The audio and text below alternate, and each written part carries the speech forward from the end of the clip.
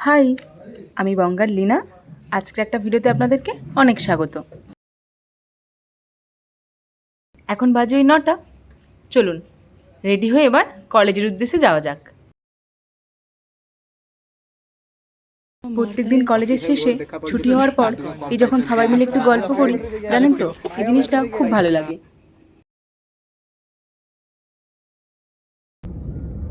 Biometric দিয়ে বেরিয়ে পড়লাম রুমে যাওয়ার উদ্দেশ্যে।